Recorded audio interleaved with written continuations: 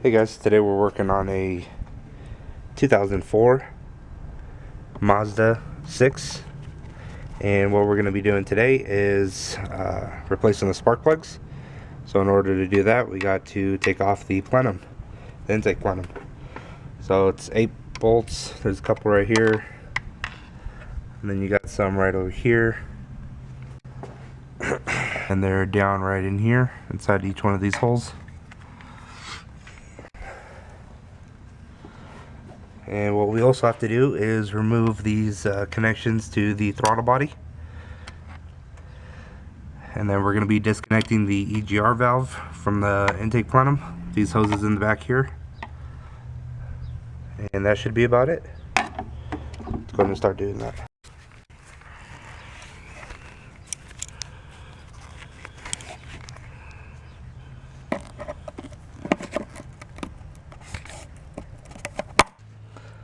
Alright, so that's the first one there. And then we just slid the hose off. We're going to go ahead and move this clamp here.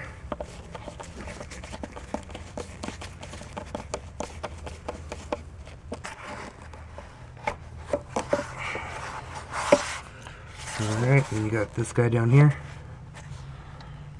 Just slides right off. And drops down. That's alright, it's right there.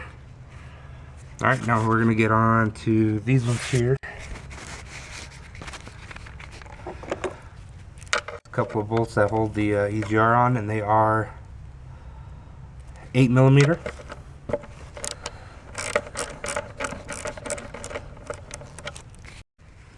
So you got 3 of them. There's one here, there's one right here, and then there's going to be one more right down here under this hose. If you have a ratcheting wrench, this works really well. I'm getting into these tight spaces here. Alright, so next I'm going to go ahead and remove these 2 hoses here. One of them is on a clamp. We're just going to pull that back, just like that.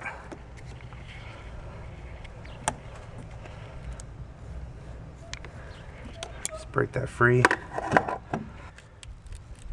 You got to remove this sensor harness right here.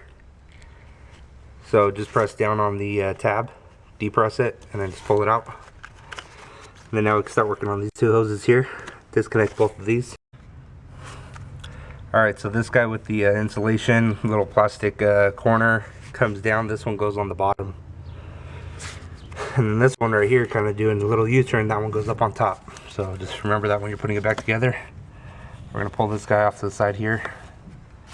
Just set it aside. Alright, so we got the 3 bolts removed. And then that just kind of pushes off to the side. You can see there, the hose is disconnected. We got these ones disconnected. So now we're going to have to remove this line here. And then we have another line, wiring harness right here. And it has a little red tab on it. What we're going to do here is just put the flathead screwdriver under it and just kind of pry it upwards. You don't have to put a lot of force on it, it'll just come up. And then once you get this red tab pulled up, you just depress right here, right below it, wherever my index finger is, and you just slide it up. Just like that, and then we're going to set that to the side. Just anywhere there. Set this one aside.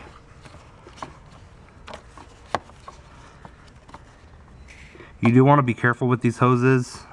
With the age of the vehicle, a lot of them may crack. And then you're going to be replacing those. So now we're going to get this guy here.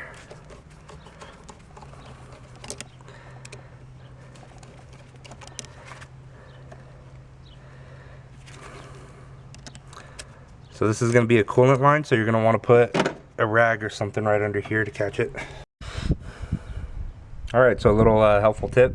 Make sure before you disconnect this coolant line on the throttle body that the engine is cold, or you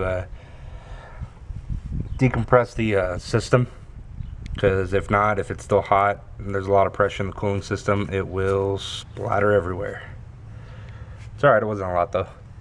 So what we're going to do now is disconnect the intake hose here, and then this hose here is actually just tucked up under this, so you could just slide that out and remove it from there, and then we're going to start working with the Plenum.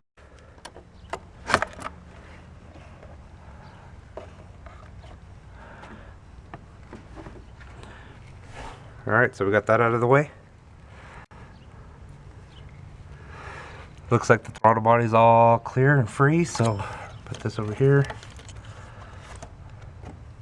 Alright, we're going to start taking the plenum off now.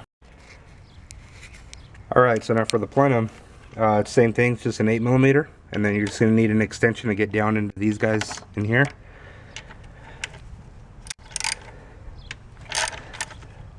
Start loosening these ones up.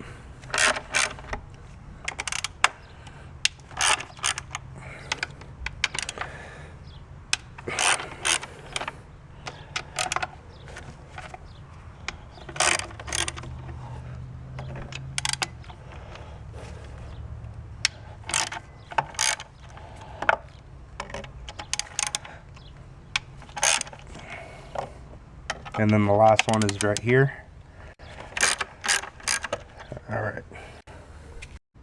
Alright, so now we got all of the 8 bolts loosened and removed.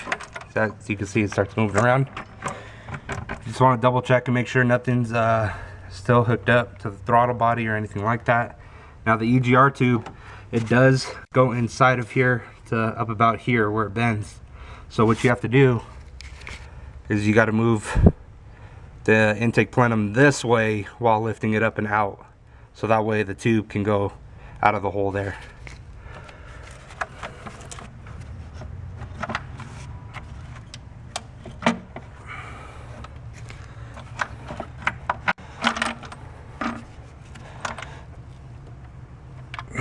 Alright, so see, still forgot one right there, right under the. Alright guys, so there's one more hose under the throttle body that I forgot about, but once I lifted it up and out, I realized that it was still there. So just don't forget about that one, disconnect. Now that we got that all out of the way, I took that hose that's under the throttle body right here by the battery just so it didn't leak out. That's one of the other coolant lines.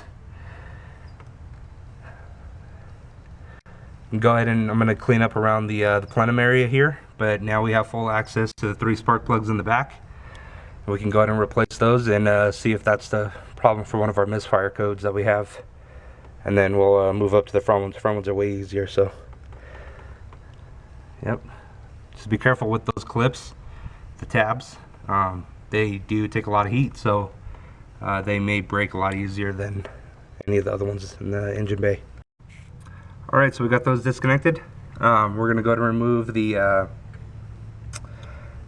screws here. These are also 8mm. We're going to take each coil pack off, and then that'll give us access to the spark plugs. Alright, so we got the new spark plugs, and we're going to go ahead and reinstall these and get everything put back together. And guys, don't forget, grab one of these cheap little things and make sure that they're gapped properly. You want to look up in your owner's manual and see what your car specifies for the gap preference, and make sure that it's done correctly. Alright, I'm just going to set this guy in there like that.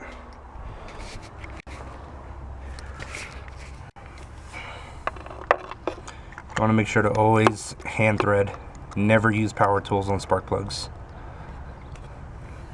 I wanted to show you guys something real quick. So these the harnesses were actually, they're either breaking or they're no longer good, but they just pop right off. They no longer hold on, so the customer is obviously, well, they're not going to pay for a new harness. So what I did here was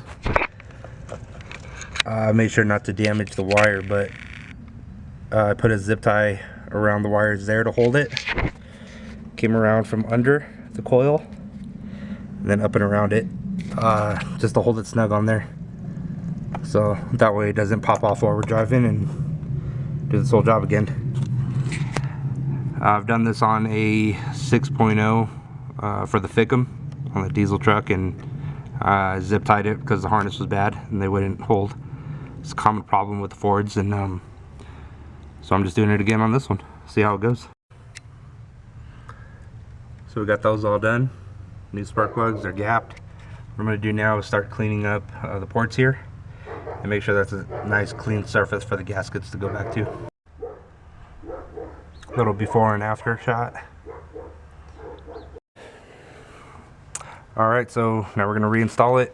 What you're going to want to do is tilt it, just like we tilted it to get it out. You got to tilt it to get it back in, to get the EGR port back in the hole. Don't forget the bottom hose here. I already went ahead and put that one on. We're going to go ahead and shimmy it back in.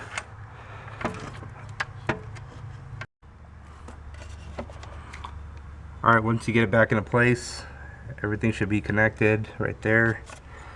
This is going to move over a little bit, so we'll get that bolted in. Make sure the wiring harness is out of the way. Nothing's binded. Everything's good, so now we're going to start reconnecting everything. Alright guys, so we got all the hoses reconnected. Everything down here. All the ones back here, we got the EGR bolted back on. Got the hoses in the back, all reconnected.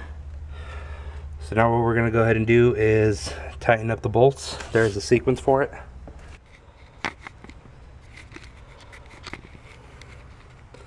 So the sequence is 1, 2, 3, 4, 5, 6, 7, and 8. And the torque spec is 89 inch-pounds. Guys, please pay attention. It's 89 inch-pounds, not 89 foot-pounds. Alright?